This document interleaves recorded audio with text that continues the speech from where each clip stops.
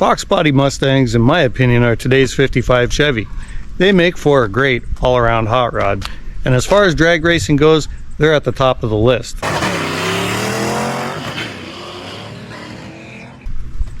You combine that with being the best and one of the lightest 80s rear-wheel drive muscle cars, and you have a car that is highly in demand. My love of Foxbody started in 1990 with my first one.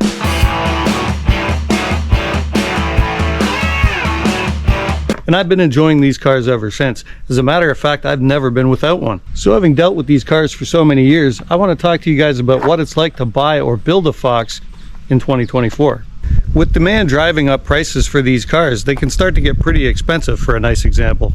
And in my experience, it's better to start out with a good solid runner, as opposed to a project that needs a whole pile of work. Take it from me, you'll spend more in the long run. The good news is they made a ton of these cars from 79 to 93.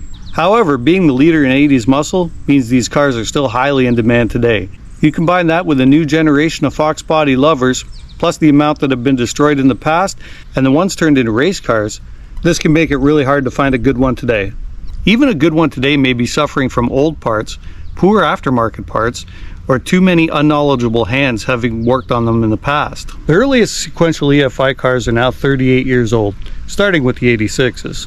So this is actually something new as far as classic cars goes. We are now having to deal with aging EFI systems. Everything from computers, which are in need of capacitors, to failing distributors, modules, sensors, and wiring issues. These issues can be overcome. Computers can be rebuilt. We can buy new distributors. However, I have had no luck with the aftermarket.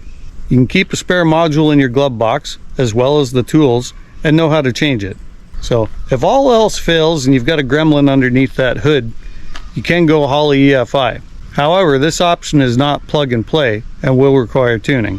Now, if you buy your dream car and happen to have an engine failure, these are actually getting tough to find as well.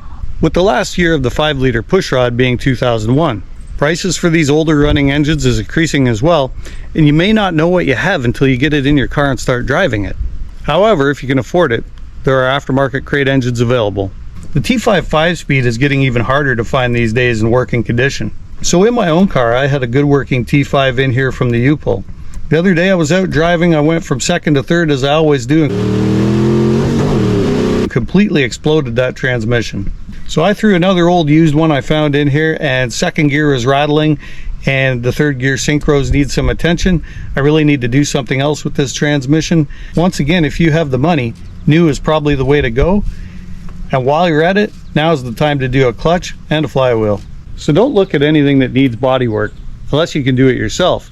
They call it paint prison for a reason. You will have more in a car that has to be painted than you will versus a nice one. Plus, you will be at the mercy of the shop until it is done. So what is the biggest thing we can learn from all of this? They're just getting old. That doesn't mean they aren't great cars. You just have to expect some problems, or maybe do a high dollar build on one of these cars. That's not to say it won't come with its own difficulties. Once you have it all sorted out though, there's no other driving experience like it. I will continue to put up with the problems for exactly this reason. So that was the big stuff. That's not to say other stuff won't break along the way. Stuff such as broken door handles,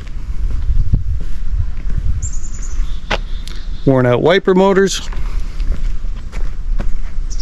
alternators, starters, and of course, a problem that I've had many of my cars, the leaky power steering rack. So in my particular case, I have memories of the past. Driving the car to work all week, going to the track on the weekend, spraying 150 shot, lifting the wheels off the ground on the launch, and never opening the car's hood unless I'm doing an oil change. They were as reliable as a sledgehammer, and I love them even more today than I did back then. Sometimes they just need a bit of TLC. As the Boy Scout motto says, be prepared. It will take money and knowledge, or money in a good shop you can trust. Thanks for listening.